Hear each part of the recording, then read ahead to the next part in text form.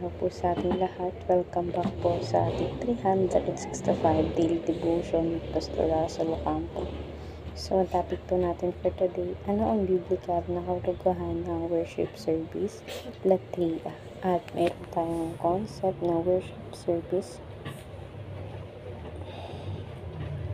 Sabi po dito,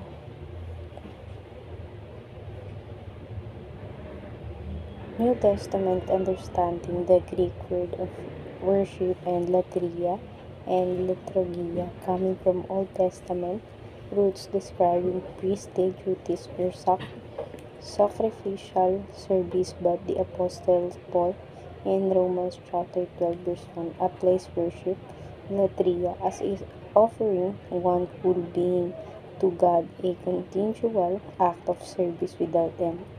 Modern misconception. In modern times, worship is often understood as a church event focused on music, sermons, and communal praises. It has become something people attend rather than something daily. True worship is not merely a scheduled activity on Sunday, but rather a life of a service and continuous obedience to God every day without end.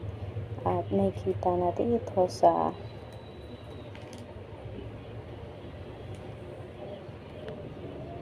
ang sabi po dito, Sir, the woman said, I can see that you are a prophet. Our ancestors worship on this mountain, but you claim that the place where we must worship is in Jerusalem. Woman, Jesus replied, Believe me, a time is coming when you will worship the Father, neither on this mountain nor in Jerusalem. You Samaritans worship what you do not know. We worship what we do know.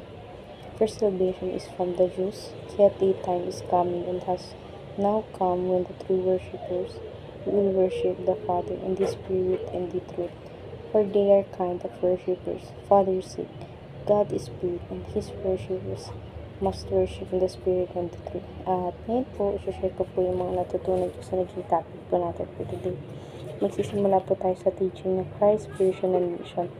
First teaching, the whole world will be filled with the worshippers. So, yung mundo pala isasakopin ng mga mananampalataya ng ating Panginoon. Sa second teaching naman natin, the Church of Christ will accomplish the mission. So, yung mga sumasamba sa Panginoon, syempre yung church na meron siya, is ma-accomplish yung mission o gustong iparating sa atin ng Panginoon. Sa third teaching naman natin, the nation will bow down and honor God. So, yung buong tao pala sa mundo is magkakaroon ng pananampalataya ulit sa Panginoon. At syempre, tayo luluhod sa Kanya and paparangalan siya.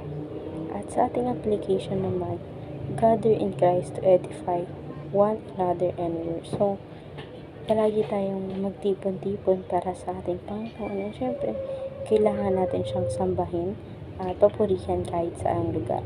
Sa second application naman natin, fill the world with worshippers of God. So, kailangan pala natin na mananampalataya ng Panginoon sa iba't ibang panig ng mundo. At sa ating third application, make it your mission to honor God with your family. So, kailangan mo rin pala maging mission na yung buong pamilya mo is nananampalataya sa ating Panginoon. So, dadako tayo ngayon sa ating last part, which is in discussion. Why do we need to treat the entire world as God's sanctuary? Kasi ang Panginoon, sobrang napakahalaga niyang individual or napakahalaga niyang Diyos na kailangan papurihan sa lahat. So, sa ating alternative question, what have you learned from this devotion? So, natutunan ko sa devotion natin ngayon na kailangan na ang Diyos na ang papurihan natin sa lahat at wala na iba.